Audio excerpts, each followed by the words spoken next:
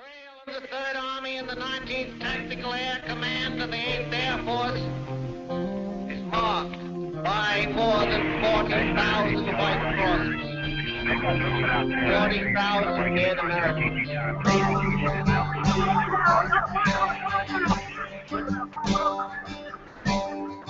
We were young and soldiers called to dedicate our lives in the name of God and country. Do what's just, boys. Go do what's right. A hot band of brothers waiting on our chance to add one more page unto the victory dance. Here am I, Lord, send me. Victory lies in the spirit of the lives of the men who died for me. Then I heard the voice of the Lord saying, "Whom shall I send? And who will go for us?" And I said, "Here am I. Send me."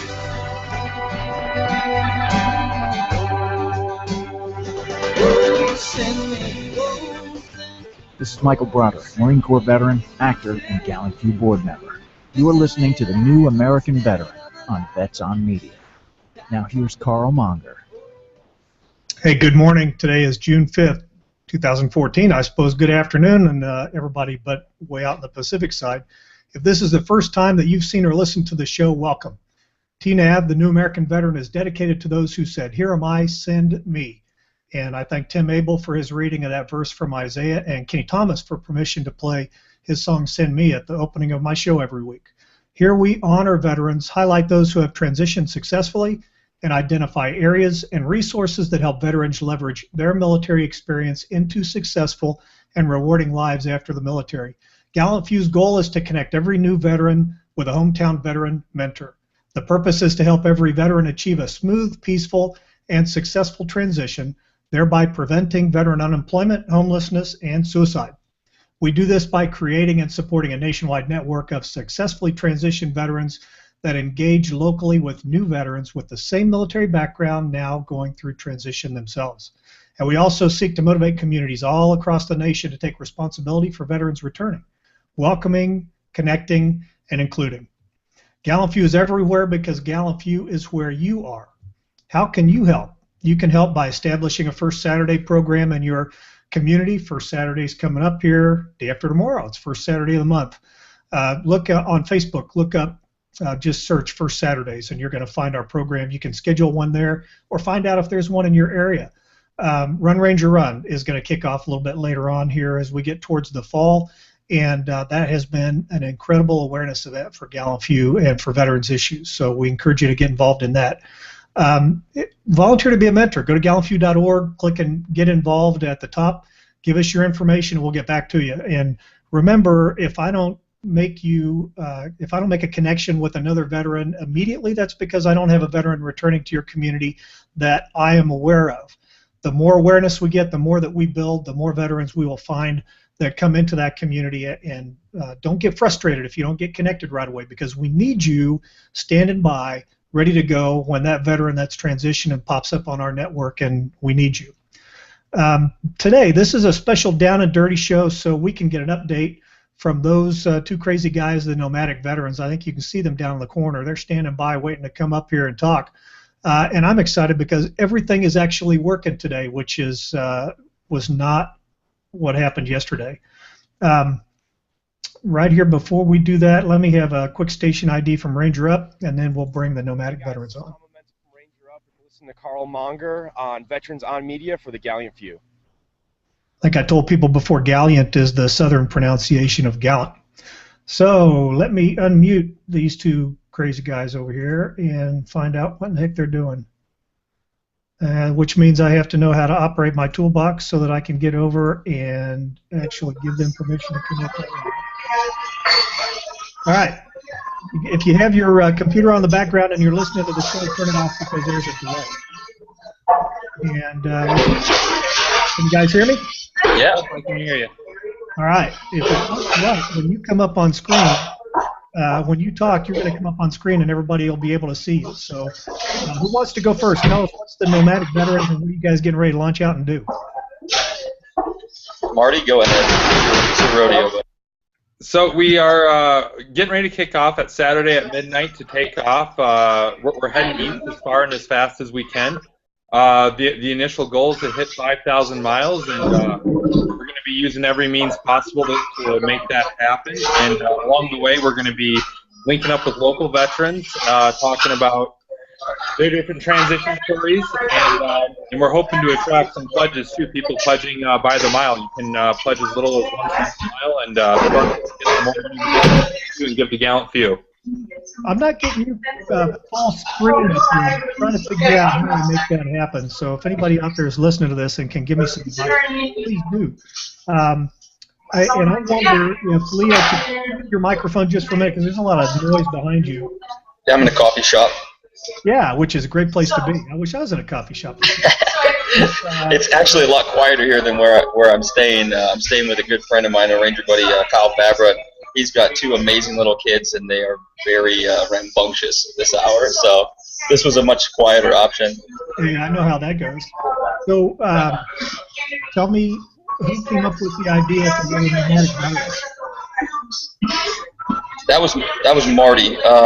He had this idea. I was actually down in Santiago, Chile, competing at the CrossFit Games Regionals, and he sent me a message asking, hey, you go do this thing with me, whatever. It's about 20 seconds into his spiel. I was like, yeah, man, I don't care. Like, let's do it. Like, if it's going to benefit the gallant few, then I'm in. You don't really have to give me details. I kind of found out more as the weeks went on and here in the last month.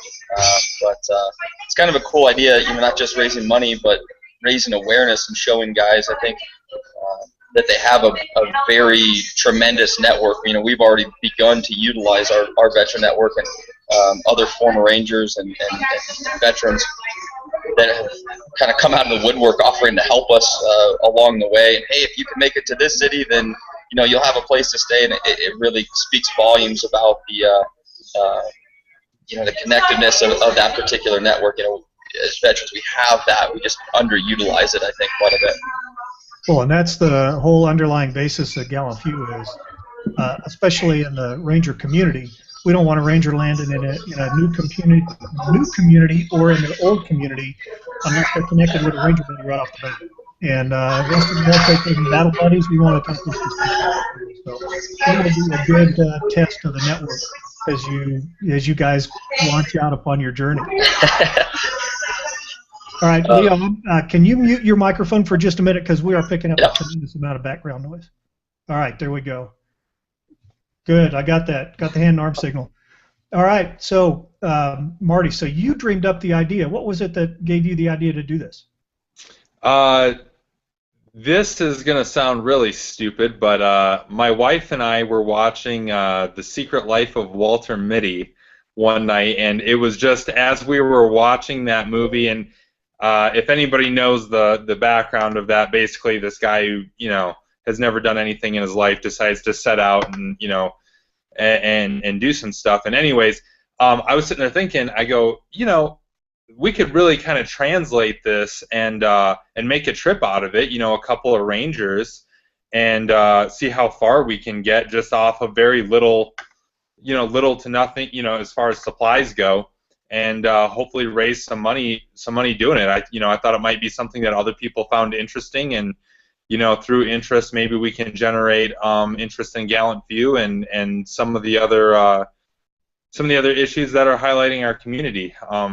One of the things that I was talking with another Ranger that's helping us out last night was, it's very easy to get people excited about helping out organizations that deal strictly with disabled veterans, multiple amputees and that sort of thing, or with anti-suicide type of things. But there's very few programs outside of Gallant Few that deal with, hey, what if I'm just a regular veteran who's having a rough time transitioning?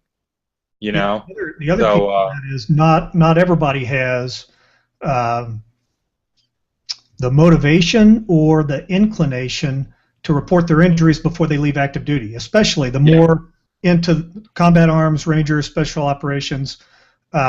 if you report that your back is hurting or that you're having a little trouble with asthma or something like that, you're going to get yanked off the team. So you hide that stuff and you don't report that stuff, and then when you leave active duty, it is almost impossible to get that documented through the VA because you never documented in your medical file because you didn't want to get thrown out of the unit. And then how do you fight through that process? Well, a bunch of us have already done that. So we have the bumps and bruises and the knowledge of what you need to document and how you need to do it and who you need to talk to. So the new guy does not need to go through all that themselves. And I continue to be a little bit astounded, maybe a lot astounded, by the inability of the Care Coalition to let everybody know that they exist.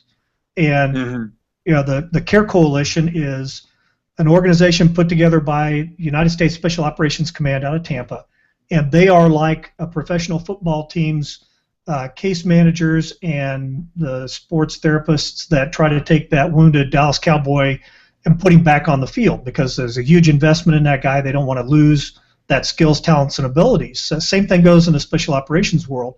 But I was at their conference here a couple of weeks ago, and there was a 22-year special operations veteran that sat on a panel, and as this guy is talking about how he got hurt and what the Care Coalition has done, he said, you know, I've been in this organization for darn near all of my 22-year service, and I didn't even know it existed until I got hurt. So you go through your whole career, you get out, and you're trying to deal with your injuries, and you don't even know that there are a tremendous number of resources out there that can help you. And we have got to let everybody that served, especially in that command, they've got to know because they squelch it and they hide it. Other units are more, gosh, I don't want to say easygoing, but if you report your injury there, you're not going to be immediately thrown out of the unit. I mean, they're going to take you over, put you on sick call, do whatever, but you have access. It sounds kind of contradictory, but when you're in the big Army, you have access to some of that stuff quicker than if you're in special operations, but that's kind of self-inflicted. So yeah, I think for a lot of guys, you know, guys like Leo, the Ranger Medic, the platoon or company Ranger Medic is about as far as guys will go. You know, when I was there, I actually trusted our company medics more than I trusted the local ER doctors and stuff. And there was many times that, you know, that was exactly how I would seek care, is going to them as opposed to anywhere else, even on weekends. And I think for other guys, going to anything beyond that, unless you have a seriously, you know, a seriously catastrophic wound, I think most guys, they don't want to go anywhere outside of their company. And that ends up hurting them down the road, I think, sometimes. You also have somebody that may have a serious injury, but they know guys that have died. They know guys that have lost arms, legs, and so you're not going to go report that you may have a traumatic brain injury or something. I mean, you're just not, you stay away from that stuff. But anyway, so awareness is a huge part of what I'm very excited about, this journey you guys are getting ready to head out on. Hey, Leo, I see you repositioned there. Did you already start your journey? I missed the last part. Sorry, what? Did you already did you launch already? I saw you walking with your laptop. Did you start the journey already? Oh yeah. No, I was looking for a beer. They didn't have any in the last place I was at. No, I went outside. It's a little bit quieter out here. I hope it's a little quieter out here. Yeah. It is a lot better. Sounds great. All right, good.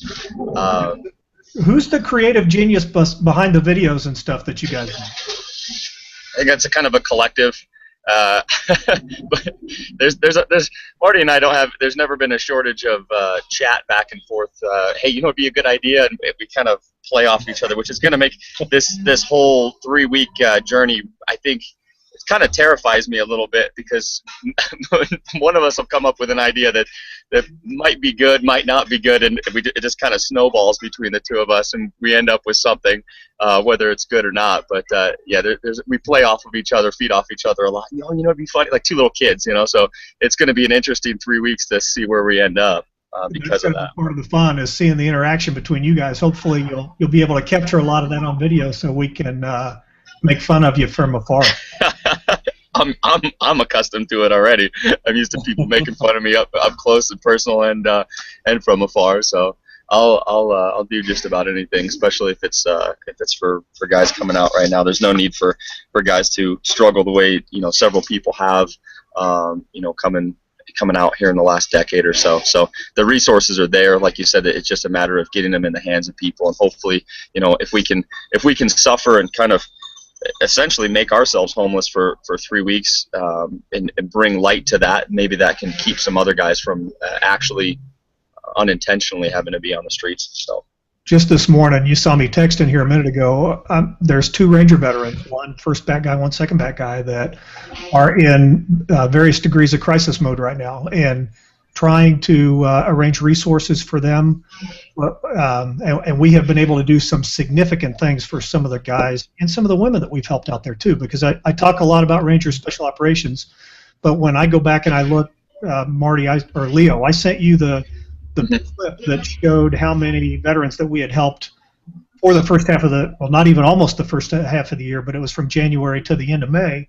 And when I go in there and I drill down to, so there's 238, I think it was, unless not all the records are 100%, I'm still going through because this is a new process that we're doing, trying to capture everything that we do, but only about 20% of those 230 veterans are Rangers. So when you think about the majority of the people that we're helping right now are outside the Ranger community, or maybe they're connected to, they served with the Ranger, they have a brother that served in the regiment or something, so they found out about us through that process. But there's the example of the 2 guys this morning.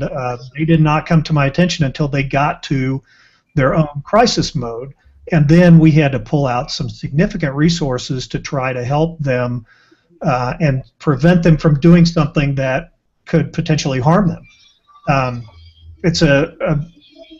I could talk about this for hours and hours and hours, and I'll try not to do that because you guys are trying to get ready to go on your trip. But I can't emphasize enough how important it is for the awareness out there that an organization like Gallant Few and the Ranger Network exists, and that we're trying to build that for all branches of the service, for all micro communities. Think about sailors on the USS Enterprise, for instance. There are generations that have served on that aircraft carrier that can help each other out transition-wise. If you are a Navy guy that served on an aircraft carrier 20, 30 years ago, and you connect with a Navy guy that served on an aircraft carrier 2 months ago, that bond is very close, and that's what we try to replicate. So, I think that's a huge thing about going outside of the Ranger community, because although there's a lot of very specific challenges that we faced in the Ranger Regiment, there's also a lot of specific challenges that people that served in other capacities also face. Like, for me personally, I never went on a 15 or 18-month deployment like some of our fellow soldiers on the conventional side of things that were doing these really long deployments, and that brings about a whole nother set of challenges, I think, that guys have to face. And I think that we all are able to complement each other, just as we do in the active military, complementing each other to accomplish the mission. We're able to do the same thing out here, I think. Yeah, absolutely. What do you think? What's your first goal as you guys set out? What day do you start the trip? Marty had this idea that we start off at midnight, and I'm still confused about this. It's tough enough as it is, So let's just not get a good night's sleep. Thanks, Marty. Your first Blue Falcon award of the trip goes to Marty. So we start at midnight Saturday, going into Sunday morning. This coming up here on, was it the 7th into the 8th? Right? Is that? All right, I don't know. I'm just going to show up wherever he tells me to. The day after the 70th anniversary of D-Day. You guys could have launched out on D-Day. That would have been like D-1, D+2. We didn't want to miss Ranger breakfast on Saturday morning. That was a big part of it. Yeah, I'm going to be in Atlanta this weekend for Blade Show. There's a Ranger, Justin Gingrich, who I believe is a third bat guy. He'll kick my butt if I get that wrong, but has a Gingrich Tactical, which is a beautiful knife manufacturing little company that he has, and he says there are a ton of veteran supporters and organizations that like what Gallant Few does that are at this Blade Show. So I have to force myself to go to Atlanta and wander around for a full day in a big convention hall full of cutting implements. But I get to go to the first Saturday breakfast in Atlanta Saturday morning, so I'm excited about that. That'll be fun. Yeah, so Justin makes some great stuff. Oh, go ahead. No, I was just gonna say, yeah, just Justin and Gingrich Tactical, they make some really amazing stuff, and his tomahawks would make Major Rogers himself very proud, I think. So I'm very proud of those. All right, so tell me, first, when you launch out midnight on Saturday, then what's your plan? Or can you do that, or is that part of the classified? It's TS right now. We have a good ranger buddy who's we sit down with him every Saturday, or first Saturday of the month for Ranger Breakfast. It was kind of interesting because we were talking about on Memorial Day. There were 17 of us. It was a really cool event. Marty actually kind of organized. The 17 former Rangers all kind of getting together and having a beer on Memorial Day, and we were kind of explaining what we were going to be doing. And one of the guys that was there was like, I can help you with that, And we didn't know what he did, for a living, and immediately was like, here we are already, a week and a half, 2 weeks before we set off, using that network, having a buddy step in and go, well, I can absolutely help you if that's what you're trying to do, leaving Denver. I've got that taken care of. At least, we can at least get you this far, or He's just not. It's a good excuse for him to drive you outside the city limits and drop you off. something to that like a couple of puppy dogs, something like that, out in the sticks. But back, it's like the opening scene in Rambo. Yeah. Our first goal is hopefully to cross the majority of the high plains there, and hopefully make it as far as Kansas City or St. Louis as our first initial phase line, I guess you could say. How are you raising money? There's a couple different ways. You can do a flat donation. Any amount helps. $10, $25. We've got a couple perks set up. The largest one being if somebody donates a flat rate of $5,000, I will get a tattoo of their logo or their name on my body, the size of my palm. 5,000 is that's a top perk. If somebody donates $5,000 to Gallant Few, I'm getting their logo or name tattooed on my body, the size of my palm. That's the deal. Nice. There's a couple other perks in there. That's on the Indiegogo site. You can follow the hashtag Nomadic Veterans to get to that. But you can donate a flat rate, or what we would kind of prefer is a per mile donation. People are donating anywhere from 1 cent to as much as you want per mile, which we think it's kind of cool. That incentivizes us to go further and more cities, talk to more people. So we have donations right now anywhere currently between 3 cents and 20 cents per mile from individuals. And the other way that you can donate is if you want to try to extend our trip and help us get a little further, you can donate directly to us. That money would go directly toward, maybe getting a bus ticket from one city to the next, or, however we can use that to get further into that trip. How do they get that? How do they get money to you while you're on the trip? That is, I guess there's an email address set up on both of those pages, on the Indiegogo page, and then the other one where you can donate per mile is the athlete.com. And again, either one of those, you can just plug in Nomadic Veterans. It'll take you to that. And both of them have the address or the email address that you can kind of hit us up directly. We've had some really cool other donations come in. Actually, a good friend of mine who I served with in Afghanistan, Jim Hodge, he owns Hodge Defense System. He makes some really, really outstanding rifles. He donated last night. He hit me up. He saw what we were doing, and is going to donate a custom-made, one-of-a-kind AR to be used kind of how we see fit. And I think what we're going to do with it is the highest per mile bidder, over 50 cents per mile, is going to take that rifle, and it's I think it resales for around $2,500. And then he's going to try to get. He was talking about trying to get EOTech to throw in an optic, and try to get Surefire to throw in a a light and some other stuff. Magpul, he was talking to his people in the industry, so it could end up being a $3,500 setup by the time that it's out the door. So that's just kind of a little kicker that the highest goes to the highest bidder, so to speak, on the per mile donation side. Anything over 50 cents per mile, they're going to be getting that, and we'll post pictures and stuff like that of that rig. He's custom building it today for this specific event. So. I'm looking it up so I can show. Here we go. I got the Nomadic Veterans site, the Indiegogo site up so that people could see it on the screen right now. And now I'm going to switch back, and I'm going to go to the other page.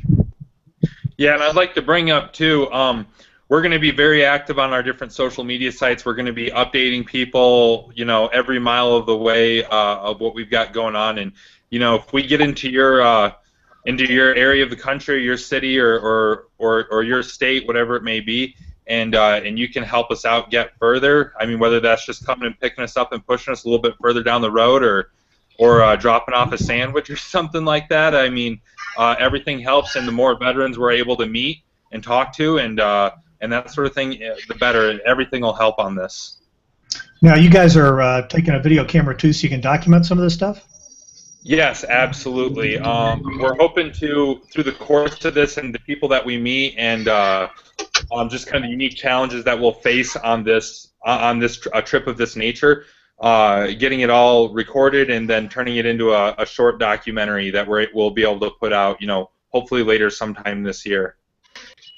That is going to be so cool. Leo, I just turned your volume down a little bit because it sounded like somebody was having a fight behind you. Not that I know of. Situational awareness is pretty poor, I guess. Okay, I got just a couple more questions, and then anything else you guys want to talk about, you can. How did you guys come up with your training plan? Because you documented that on a video that you published the other day. I thought that was brilliantly done, by the way. But you kind of have opposite training plans. Yeah, it's kind of a on-running joke, I think, between Marty and I. I'm kind of a fitness nut. I've owned a couple gyms. I've competed CrossFit regionals level for the CrossFit Games for the last 3 years in a row as an individual, and before that I was I competed at elite level in triathlon, and I did some MMA stuff. Was sponsored in that for a while. So pretty much the better part of the last 15 years I've dedicated to competition in the physical realm, and I'm kind of taking a little bit of downtime right now. So we thought it'd be kind of funny. Marty was talking over the phone to me about how he's kind of ramping up his training for this thing, and I was like, yeah, okay, well, we're trying to kind of do this. On Leo's worst day, I might be able to, only fall out after the first 100 yards on his worst day. So, I'm trying to get up there so I don't hold him back on the trip too much.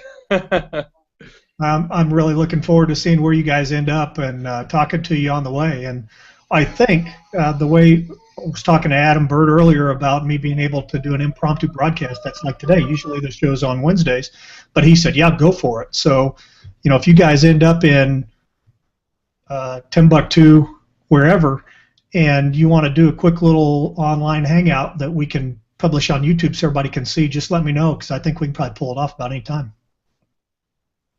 Yeah, Leo actually just got a portable solar panel, so we should have no excuses for being off the grid for too long.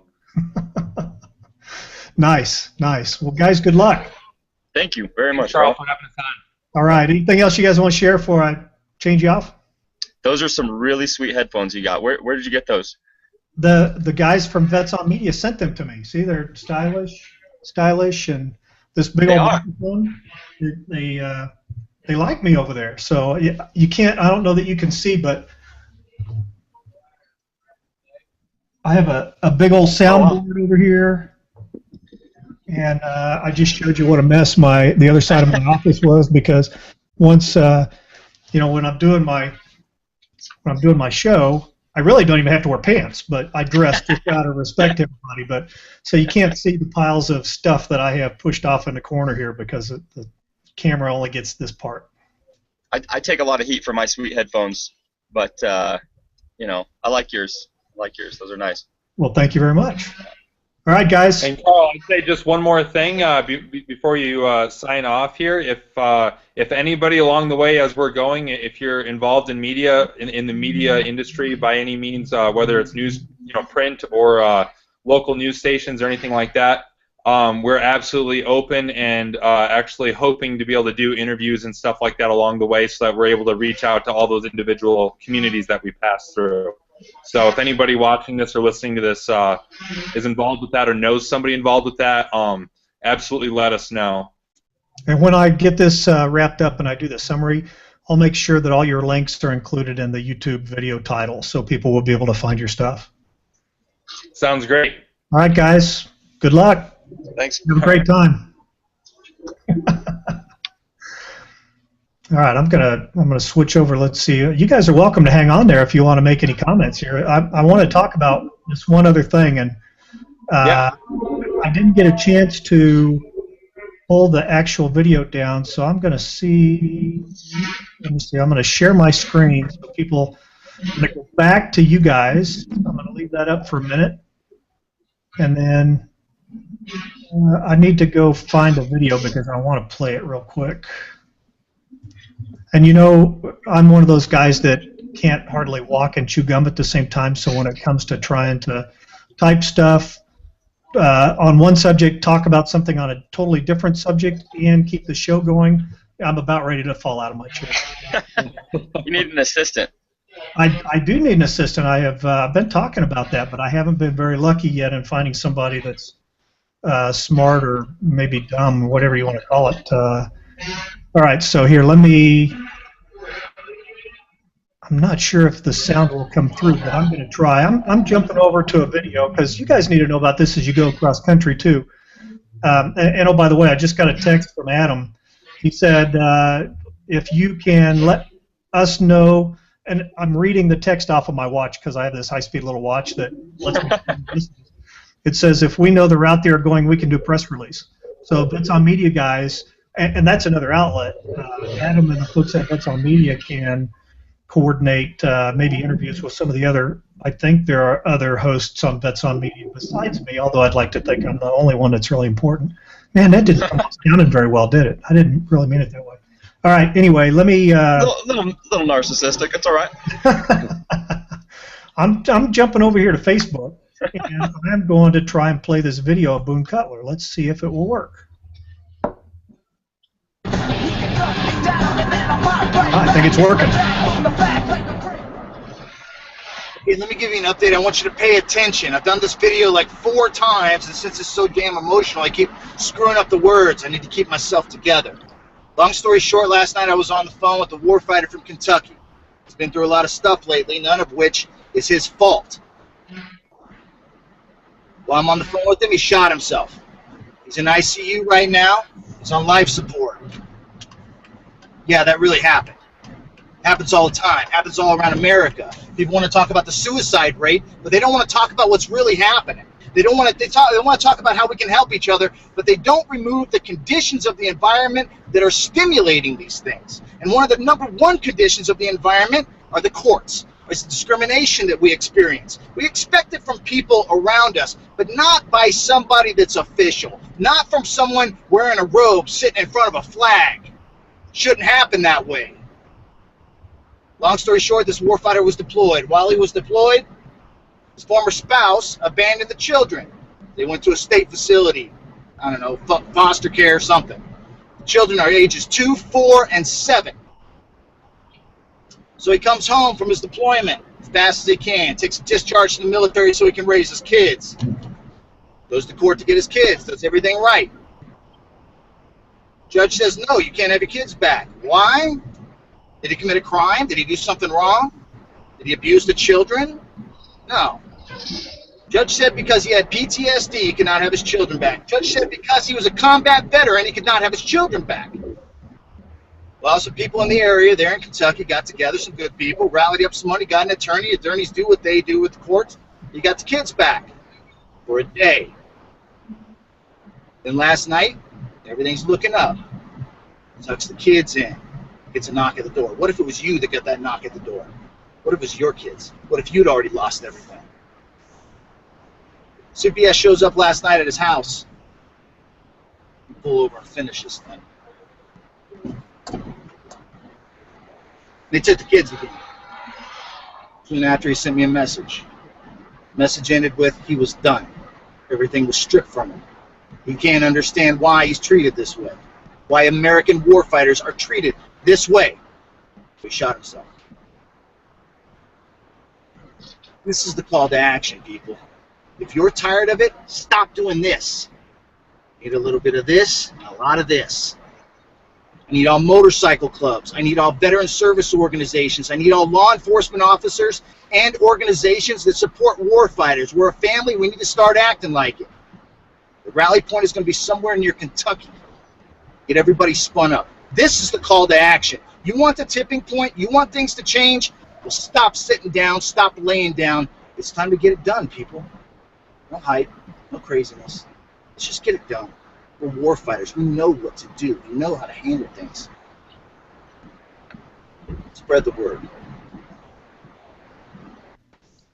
All right, so pretty serious stuff that Boone was talking about there, and Boone and I spent a lot of time on the phone the last day talking about what this means to the warfighter community. And for the people that are not familiar with Boone Cutler, he led a PSYOPs team in Baghdad during the surge, and he served in the 82nd prior to that. Then he was a reservist, got mobilized, and sent over during the surge. Fantastic guy, leader of a very strong veterans movement to get awareness out about veterans issues. Tipping Point with Boone Cutler is his Facebook page. And as we were talking about this particular issue, Boone says warfighters, and again, I was starting to say this, he defines a warfighter as a law enforcement officer, emergency responder, veteran, anybody that has stood in front or behind a gun in the defense of our country and our community. That's who he defines as a warfighter.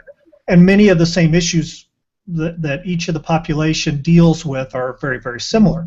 So he says in relation to this particular thing with the discrimination against a service member about PTSD, you know, you can get PTSD from being raped, you can get PTSD from a car wreck, from being in a robbery, a natural disaster. There are a lot of ways you can get PTSD, but could you imagine if a man stood in court in front of a judge and says, my wife over there should not be allowed to have custody of her 2 kids because she was raped and she has PTSD. I mean, could you even imagine that conversation happening when it happens the other way around all the time? So Boone has, if you go to Tipping Point with Boone Cutler on Facebook, and then he's got a Vimeo video that I will attach the link to this call to action, it's not just to go to Kentucky and stand in a rally. That I think that's still going to happen, but he's talking about doing it in a much larger place in a lot of communities across the country. But we talked about possibility of class action lawsuits. We talked about bringing specific lawsuits in specific federal courts that will create the legal precedent that the other courts have to abide by. You want to know why certain labor laws happen? It's because some union person filed a lawsuit in Illinois, and now everybody has to abide by it. So similar thing applies. And then working with legislators to try to get a warfighter Bill of Rights passed. And when you go and you look at that video, he's got a website that you can go to. You can print out, or you can copy the text to a letter that you put into an email and you send to your representative and to your senator. So I wanted you guys to know about that, maybe get your thoughts on that, and then that's another part of the awareness thing. We got to let a lot of people know that this is going on, because it seems on a one-on-one basis, veteran deals with things because they're used to dealing with things alone, and they think that they're the only one going through this and they got to handle it, when in fact there are thousands and thousands of others that are going through almost identical situations. I couldn't agree more from a personal standpoint. Actually, that was one of the sub-points in that book on assimilation that I'm finishing up now. Is I got arrested because of that. In 2010, you know, I had a breakup, and I literally, it was one of those things where my ex was like, well, he's a former ranger, he worked for Blackwater, he's got PTSD, he's dangerous, all this stuff, and the police officer immediately took their side. I actually had a good friend of mine I was staying with who was also a police officer, and was like, hey, look at that, none of that stuff is true. and vouch for me, where I was at, all this stuff, and he didn't care. He was like, you're dangerous, put your hands behind your back, and it was over like that, because she kind of was able to manipulate the officer's opinion of me by just saying those few things. He was a Ranger, he was in Iraq, he was worked for Blackwater, and he has PTSD, so immediately I was put in handcuffs because of that. So that's I don't know if any legislation is going to ever take away that stigma. I think that, but it's obviously a step in the right direction. Yeah, got to start somewhere with it. Yeah, I think one of the biggest things is dropping the disorder part off of PTSD. Yeah. So it's just post-traumatic stress. I agree with that. It's not a disorder; it's a natural reaction to unnatural things. And telling people that it's a disorder puts us in the same category as people who are in a lot different situations. I don't even know the right words for it, but it's not. You can have PTS and still be a normal functioning member of society. It's not. There's obviously very extreme, small, instances where guys turn violent, but that's such a small minority that you can't define the rest of the population that has this by those few people. I have never heard of a case of a veteran with PTS walking into a mall and shooting people. No, it's it's absolutely ridiculous. And I know there are where I just moved from up in Syracuse, they actually have a specific judge set aside specifically for veterans to go to when they're in court for things. It's a specific judge set aside just for that. And generally it's a judge that is a prior veteran himself, so that guys are getting a fair shake, but obviously that's not everywhere in the country either. It's definitely an issue. It is definitely an issue. I mean, for me, with a kid on the way right now, just thinking about if I were in that situation, it pisses me off to no end. Leo, were you going to say something? No, it's tough, man. I mill over that stuff a lot. When you talk about a call to action, obviously, fighting the bureaucratic juggernaut that is the government and the way that the kind of structure is set, it's tough. I think awareness on a larger scale is probably the most effective thing that we could do. Because you can try to battle against the courts and have that stuff put in place and fight in that way, but I think letting people know that, here's this. We're going to have millions of people coming back that have fought in wars recently. These new American veterans, right? These guys from Afghanistan and Iraq. That, they've got a different memory set than the guy who decided to go to college instead of go to war.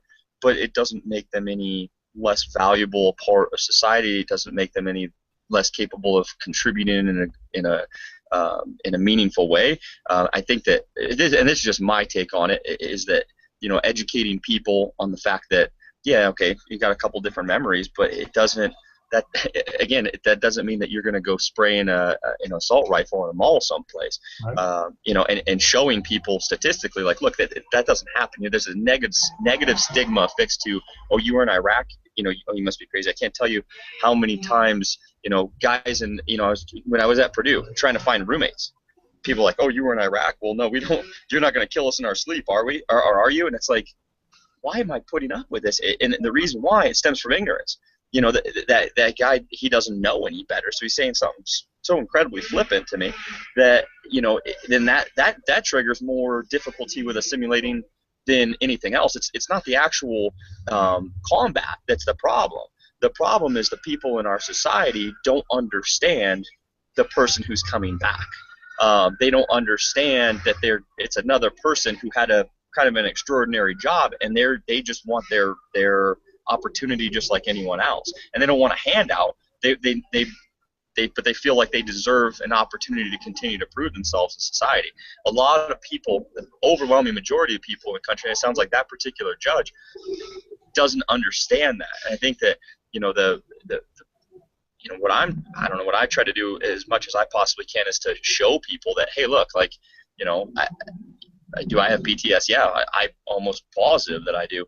You know, but does that, you know, these people, I'm like, you know me, you know, people that I have relationships with, and you know that I'm not in any way a violent person. You know that I am capable of handling, you know, any situation that's put in front of me, and getting people on a one-on-one basis, like, look, this isn't negatively impacting the way that I contribute to society.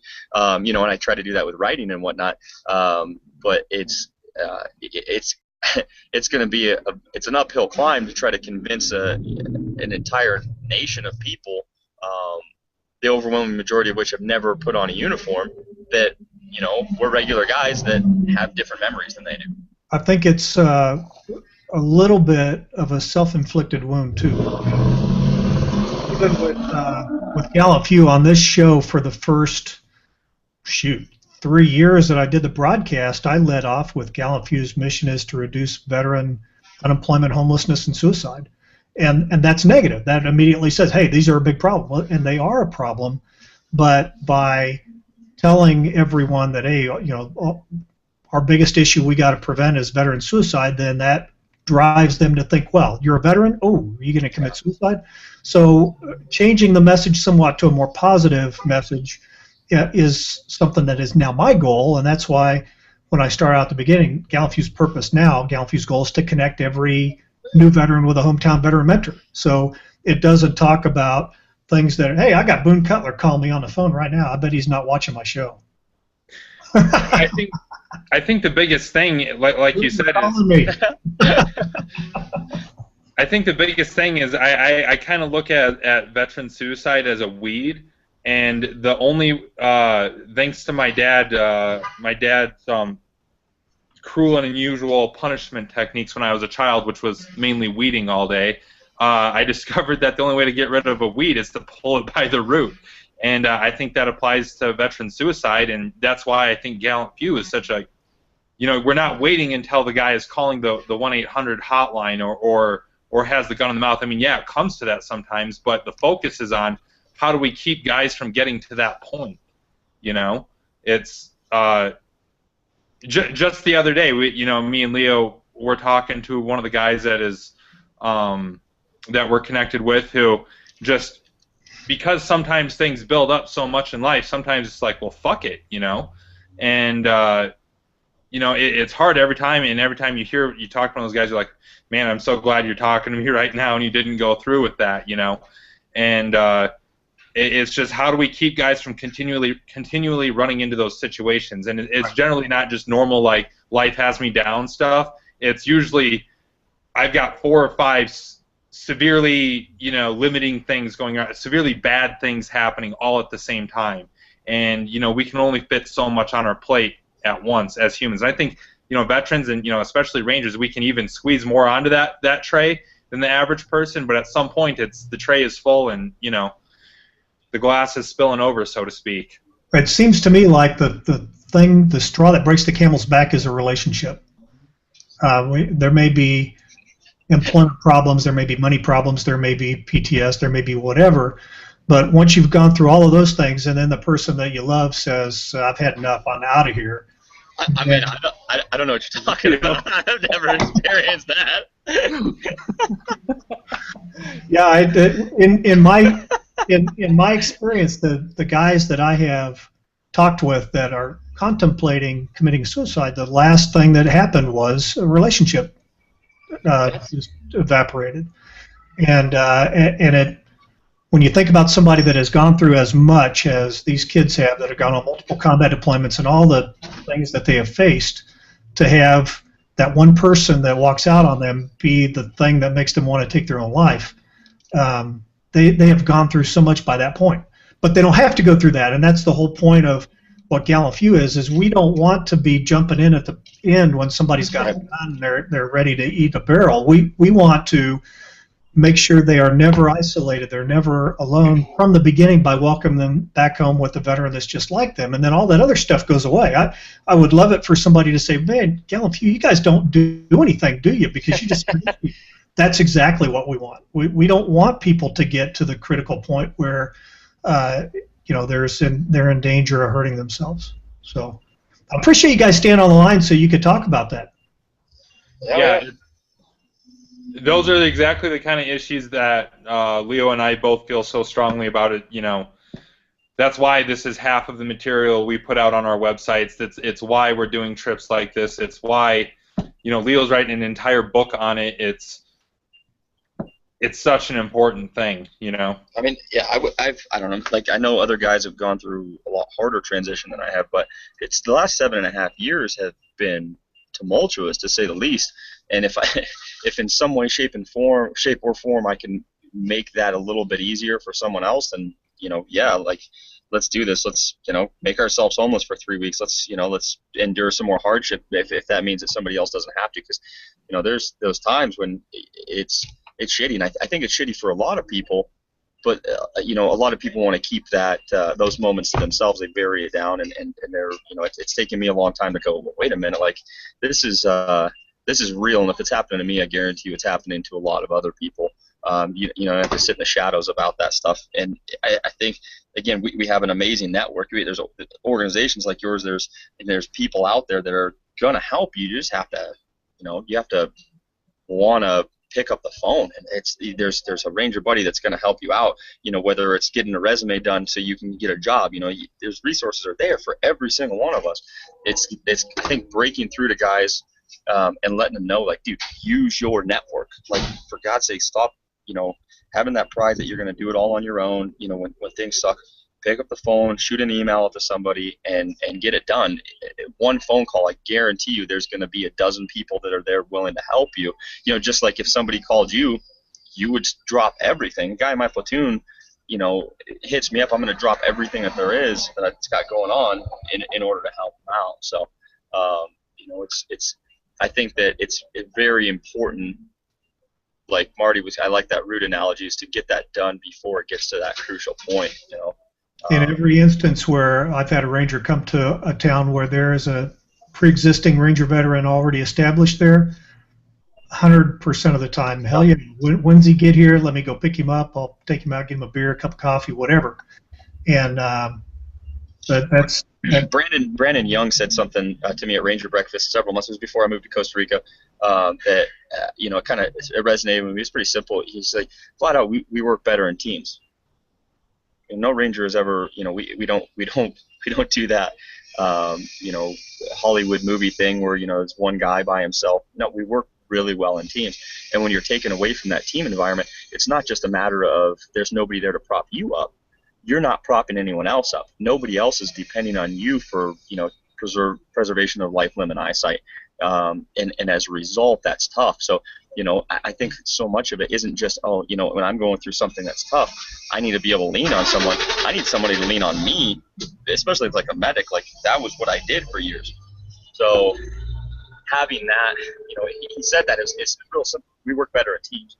So kind of creating those clusters. I know I never feel better at any point throughout the month than first Saturday of the month. First Saturday of the month, I mean, I extended the trip. We're leaving after Ranger Breakfast. That is the most therapeutic couple of hours of my entire month.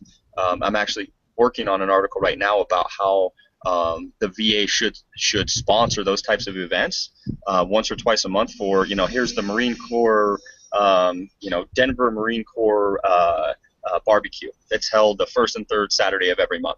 That to me seems like a lot more viable solution than psychotropic drugs, than talk therapy, any of that kind of stuff.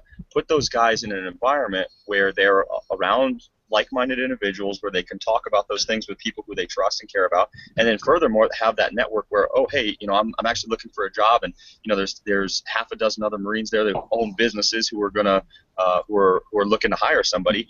You're killing two birds with one stone there. Just getting guys around other guys in that kind of a laid back, let's have a couple burgers and hang out and talk sort of a way, in my opinion, would be much more effective than any of the drugs that the VA is prescribing, or any of the talk therapy where you're sitting down and talking to somebody who's got their PhD that hasn't ever left the States, let alone been in combat. It's tough to relate with that person. So. Yeah, and then coming back here, I've used this analogy before. Transition from the military is very similar to the Vietnam individual replacement. You put them through a little bit of orientation, and then you send them all by themselves to become part of something that they don't have any clue about. Right. And it didn't work very well back then, and it's not working very well right now. So being able to make it more of a unit, a cohesive focus, replacement focus, is absolutely huge. Yeah, that was. He's trying to dial into this, but he doesn't know. I haven't invited him to it. So, and I'm about out of time on the broadcast anyway. So, Boone, if you're listening, we're going to set up a special time where you can talk about your deal. he can't. The autocorrect is messing up his message too. So it's pretty funny. Well, guys, hey, thanks for being on the show. I appreciate you sticking around and talking about the video and the issues, and be safe on the trip. We're going to be watching, and we want to get continuous updates from you. And if there's anything, if you guys are heading into a community, you don't have a contact, reach out to me. I bet I do. Sounds great. Thanks, Carl. Sounds like there's a UFO coming in to pick somebody up now. You'll hear it later, Leo. If you go back and you listen to it, there's like a truck will go by and it's like. Yeah, that's my bad. No, it's good. I like the sound effects. All right, guys. Thanks for being on the show. Have a good one. All right. Take care. And I'm going to jump over here and I'm going to play my closeout because that's what I do at the end of each show. So thank you, everybody, for being part of this. I know it was impromptu. Hopefully you got something good out of it. And I will be scheduling Boone here very quickly to come on the show so we can get an update on the Veteran Bill of Rights, which I think is amazing and incredibly important for us to do. So, again, Nomadic Veterans, thanks for being on the show.